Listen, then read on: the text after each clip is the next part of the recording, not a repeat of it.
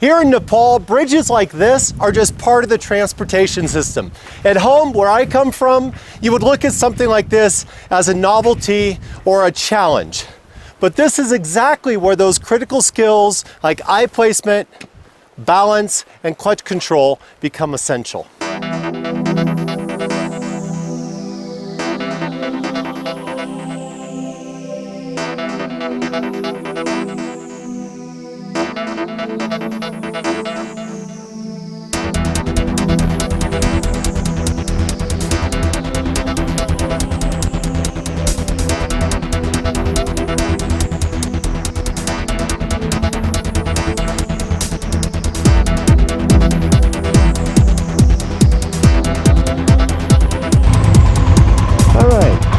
So I'm here in Nepal, and this is about the 12th bridge I've crossed. Can't say I'm any less nervous now than I was the first time I crossed them. The biggest thing is just not letting it get in your head. The riding's really easy. It's just a nice smooth surface. There's good traction. People are very polite to move out of the way. For me, it's just not looking down. I just find my focus point on the farthest side of the bridge. As I go down, I brake slowly because it's a still surface, and as I reach the middle, ease it off and accelerate on the other side. It's definitely a downhill, uphill run. Before I start breaking down the techniques needed to make this 90-degree turn on an uphill, let me point out some of the challenge features. One is, this is all polished steel. There's no grip on it, there's no angle, and there's a nice big dip here on the approach just to kind of throw you off. Also, these bridges have slumps, so you're going uphill. Up here I have broken concrete. I'm ramped onto a rough concrete rock section, and that's just before we go into a nice 90-degree tight turn here with a block edge on one side. And of course, this up here is not just a nice clean concrete.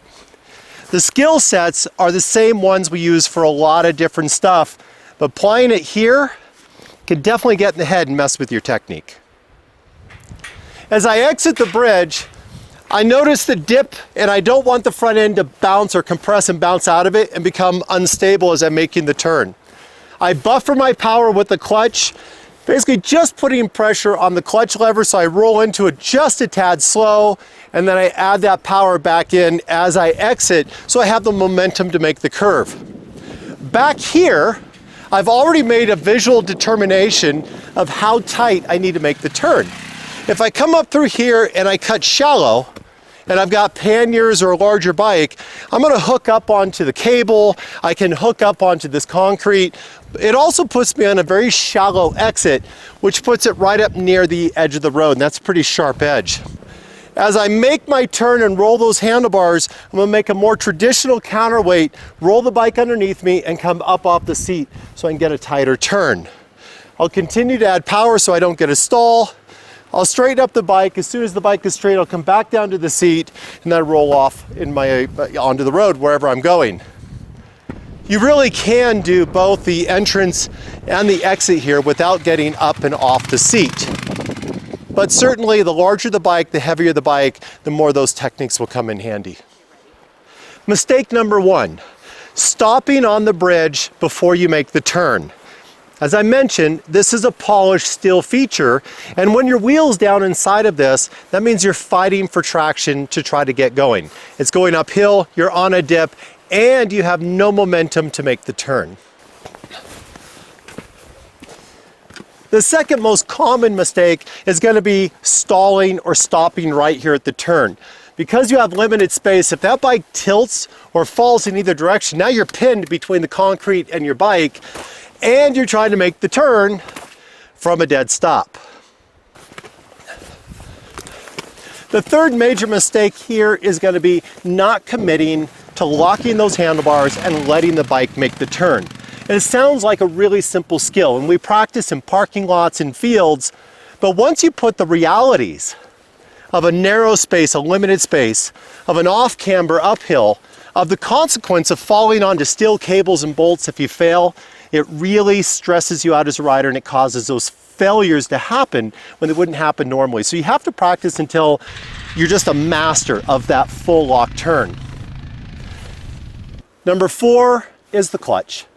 If you're not smooth on the clutch and able to power it all the way through this, you're going to stall. And if you stall, you're going to drop a foot, and if you drop the foot on the inside, there's no place for it to go. You have loose surface, it's downhill, and if you fall here, it can be very, very painful, and if nothing else, embarrassing.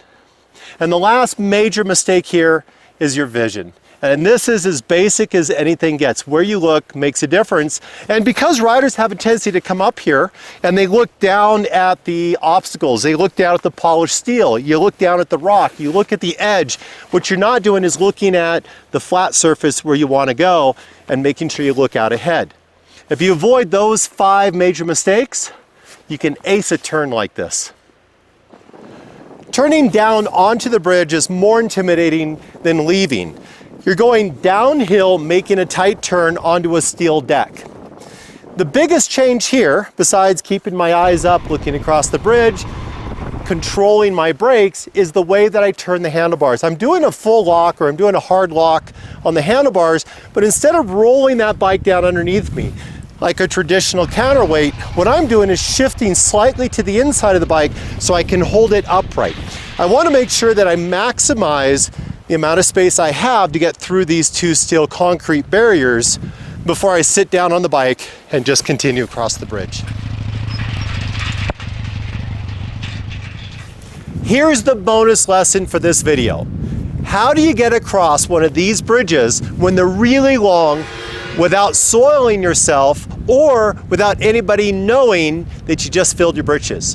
To start off with, wear laminated riding gear. It's not only waterproof from the outside, but it's also waterproof from the inside. For me, the big secret was eye placement. I'm not a fan of heights, and something like this will definitely challenge yourself if you're not accustomed to it. What I did is find my vision down inside the rails, at least a third of the way across the bridge. And if the bridge is short enough, like this one here, then I put my vision all the way to the far side. That allowed me to stay relaxed, maintain focus, and keep a nice straight line. I hope you get the chance to come join me to ride one of these. Every single rider who joined me in Nepal this year made it across this bridge, and it was not a group of thrill seekers. When the only way to get to your destination is this, it turns out you're capable of a lot. Thanks for watching the channel. Thanks for subscribing. I hope you enjoyed this video, and stay tuned for more.